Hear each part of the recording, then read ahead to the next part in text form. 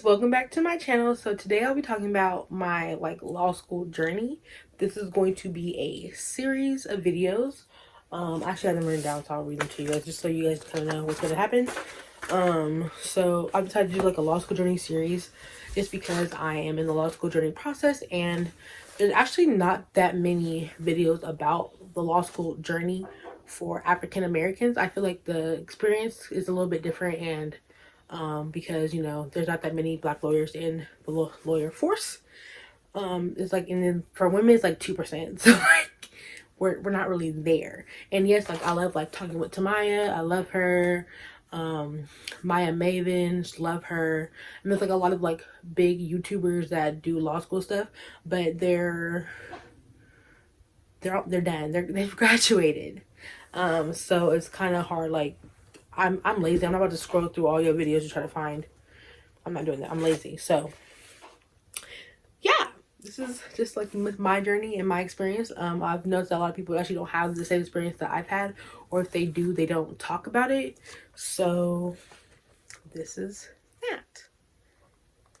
That's a long little intro for this video, but I wanted to give background. So yeah, if you guys are interested in learning about my law school journey, keep on watching.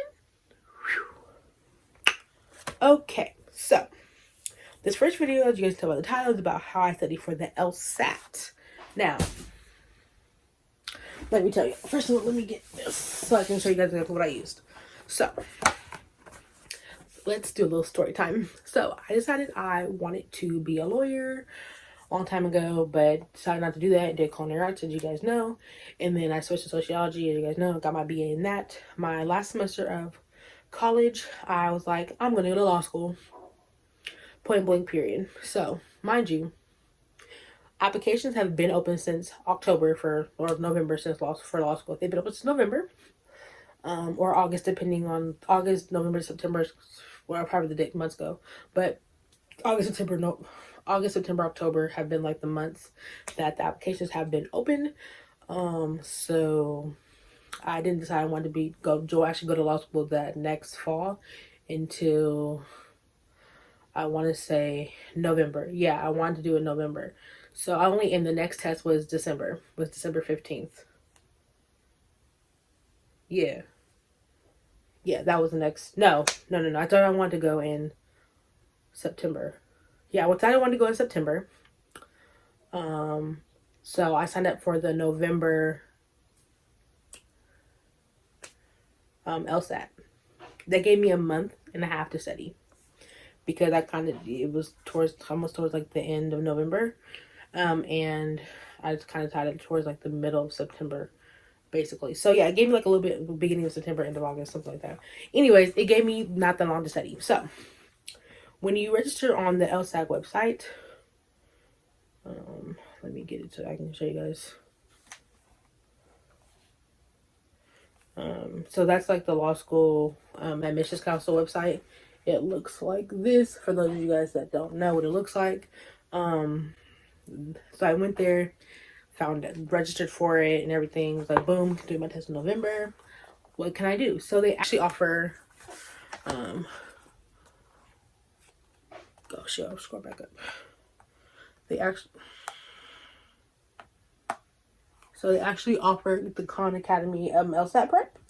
And then I had a SOAR had given me a her test master's test book, so I had that also. So I kind of did a little bit of both. So I downloaded the Khan Academy LSAT Prep, and I took the practices. That's what they prompt you to do. You first take it.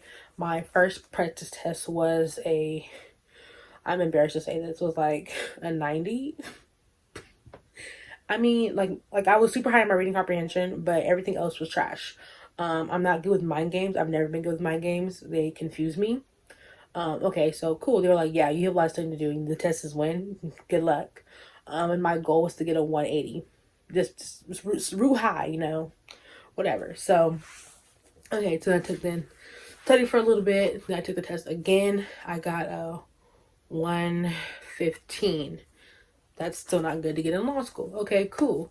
Took it another time again and got a 125, and that was literally like 2 weeks before the test. But you know, that was too late now to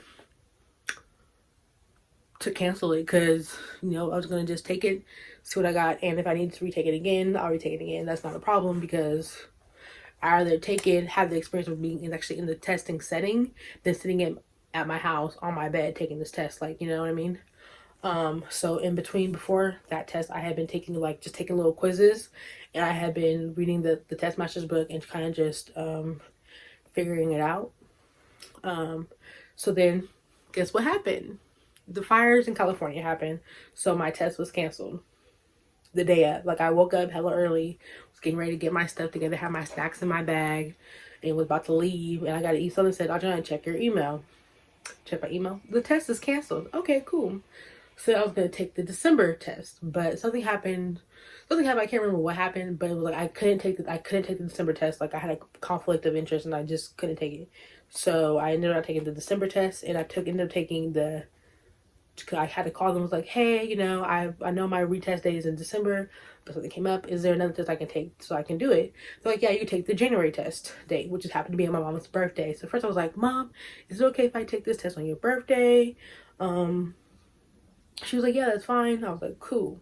So in between November and December, I did a little bit more studying, and I was able to get my test up to a 130. So still not good. I wanted to get at least a 150 on the test. So I was still kind of taking quizzes and just kind of like still studying for it.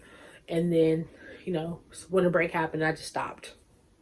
I stopped studying. I was tired of studying. I was like, I'm on vacation. Come at me. Okay, I was done. I didn't want to study no more. You know, I'm like, you know what, I'm about to do finals. Like, I can't study for finals and study for the LSAT at the same time. That's not gonna work.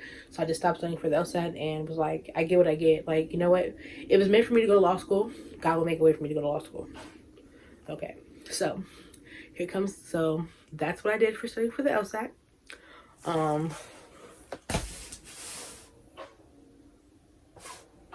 And so what ended up happening was I took the LSAT, and I ended up getting a 147, which I know is not the best, but this is only 3 points off from a 150. So basically I hit my goal. And especially from where I started to where I ended up, that's actually really good. I've talked to people that are lawyers and stuff like that, and they had lower scores than I did. But also taking into consideration my cumulative GPA is low. So if I had like a 3.0 or like a 3.5 or whatever, the 3.7, something like that, with my LSAT score, boom, good, I'm fine. But because my GPA is low, my cumulative GPA is low, my 147 is not as good as if I got like a 150 or like a 155. Now, I have the option of going to retake it, but I literally talked to 3 admissions council people. I talked to 3 lawyers, and all of them said, don't retake the test, because a lot of law schools, they add your scores together and give you a cumulative. And such a law school I really want to go to, they were like, don't retake it, because we combine your 2 scores and give you an average, and your average will be lower. Unless you can go back in that test and get a 180, don't do it. And I was like, okay, definitely I can get a 180, so we're gonna just take my 147 and live my best life. And yeah, so I feel like you can't let your test scores define you. I mean, you can, but you shouldn't let them define you so much where like if like the curve is actually between a 140 and a 150, straight like that. So anything between a 140 and a 150 is good. Anything past a 150 is better. But you know, if you have a good GPA, you can get in with anything with like a 147 and above. You're pretty much good, from what I've heard from law schools. Okay, I can only speak from what I've heard from the law schools I've applied to. So yeah, so that's gonna be it for this video, and I will see you guys in the next one. Don't forget to like, comment, and subscribe. If you have any questions about how I study for the LSAT, or how I prepare for the LSAT, or anything like that related to the LSAT, let me know, and I will try my best to answer the questions through my own experience. Yeah. Don't forget to hit that notification bell, you guys, and I will see you guys in the next one, okay? Bye.